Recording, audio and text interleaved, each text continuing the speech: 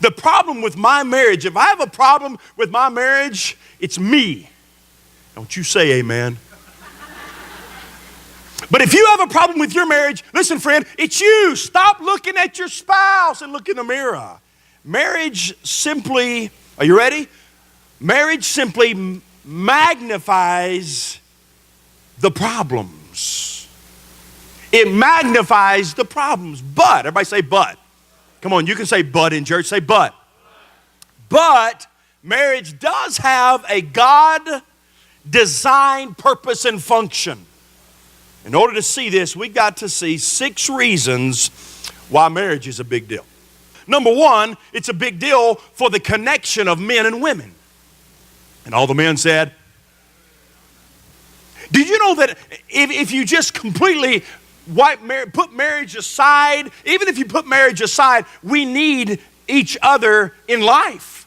Listen, when you stand before God, you're not just making a contract like you do with man, you're making a covenant with God.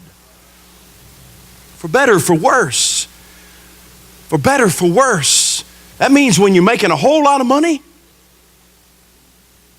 or right after you file bankruptcy. For better, for worse. In sickness and in health.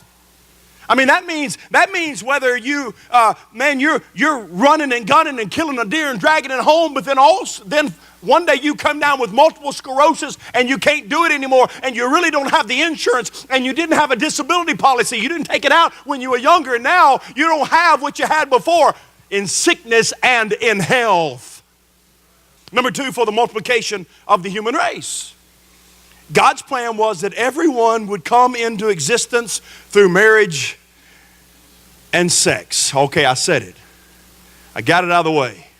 Everybody's going to come into existence. Listen, you're not here by any other way. Marriage and sex. Here's the problem. The problem is, are you ready? Say, I'm ready. I don't think you're ready. The problem is we got a whole bunch of unmarried people having sex, and we got a bunch of married people that don't have sex. The Bible still says, I'm pretty sure it still says that adultery is sin against God. The Bible says, I know it's old-fashioned, but the Bible still says you ain't supposed to live with somebody before you get married. The Bible still says you're not supposed to be having sex until you say, I do, and then go have it, man. Have it all you want. Can I just say it? It's really simple. When we do things God's way, it works out better in our lives. That's all I'm saying. That's all. I believe this with my heart. When we do things God's way, it just always works out better. Maturity and the purpose of life is to grow up and realize that life is not all about you. Well, selfishness has killed marriage after marriage after marriage after marriage. Don't start looking around right now. Please don't look around.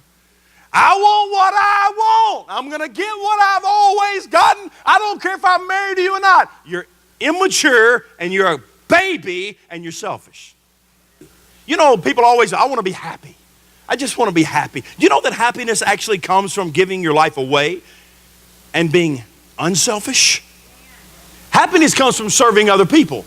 Happiness comes from loving other people. The goal in life is for us not to be happy. The goal in life is for us to move from the total self-centered self as a baby and begin to move to that unselfish adult.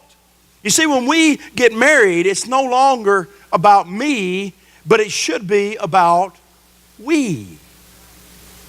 You want to be happy? Then be holy by putting God first and other people in front of you. Put your spouse before you put yourself. Can I tell you that the very first institution that God created was not the church? I love the church. Jesus died for the church. But the number one institution that God created and formed was the married couple unit. It's important. What's the big deal? It is important to God.